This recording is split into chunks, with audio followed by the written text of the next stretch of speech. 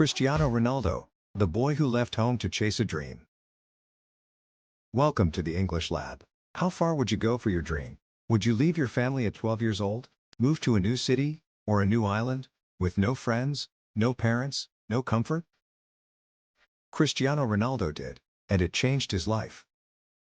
In today's story, we go back to when Ronaldo wasn't a world-famous footballer, but just a skinny teenager with a dream so big, it scared him. Let's begin. Cristiano Ronaldo was born in Madeira, a small island off the coast of Portugal. His family didn't have much money. His father worked as a gardener. His mother cooked and cleaned for others. Life was simple, and sometimes hard. But there was one thing that made Ronaldo feel alive: football. He played every day, in the streets, in the schoolyard, and sometimes even with rolled-up socks when there was no ball. He didn't just play the game. He lived it. He breathed it. His family saw this passion. His father often said, "He was born to play," and by the time Ronaldo was 10, people were already noticing him. Coaches saw his speed, his energy, his hunger to win. But talent wasn't enough. Not on a small island. If Ronaldo wanted to grow, he had to leave Madeira. The best opportunities were on the mainland, in Lisbon, hundreds of kilometers away. And that's where Sporting Lisbon, one of Portugal's biggest football clubs, invited him to train. The only problem? He was just 12 years old, and he'd have to move alone. Imagine this: you're 12. You've never been away from home. Your family is everything to you, and now you have to leave them. Ronaldo didn't want to say goodbye, but he knew something deep in his heart: if he didn't go, he'd regret it forever. His mother cried at the airport. His father hugged him silently. And just like that, Ronaldo left his island, and his childhood, behind. Lisbon was big, loud, fast, different. Ronaldo missed home. He cried almost every night. The other boys made fun of his accent. People from Madeira speak differently. Some called him names. Others laughed when he cried. But Ronaldo kept training. He trained harder than everyone else. While others rested, he ran. While they relaxed, he practiced. He wasn't the strongest player, but he became the fastest, the most focused, the most driven. Sometimes, he skipped meals and sent food money back home. He told his family, "One day, I'll make you proud."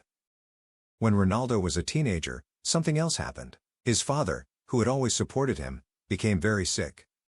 He struggled with alcohol and passed away when Ronaldo was just 20 years old. He didn't get to see his son become the biggest football star in the world. This loss changed Ronaldo. He cried silently after matches. He used his pain as fuel.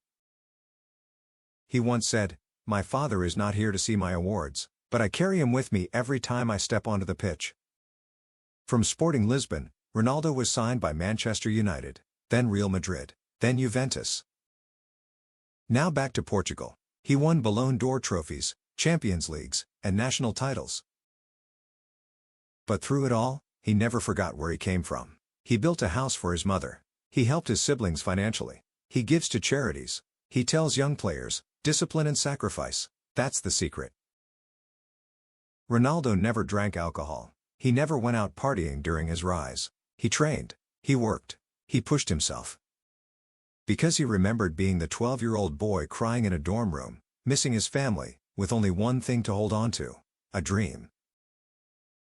Ronaldo's story is more than football. It's about the cost of success. It's about sacrifice, doing something hard now for something better later. It's about family, the people we fight for, even when we're far away.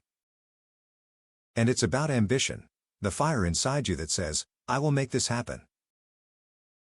In English, we call this grit. It means strength of character, not giving up, no matter what.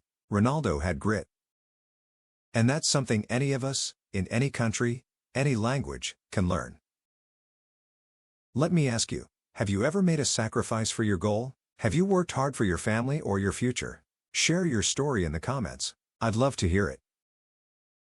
If this story inspired you, and you're learning English not just for class, but for life, hit like, subscribe, and ring the bell so you don't miss our next English Lab story. Thanks for watching and see you next time.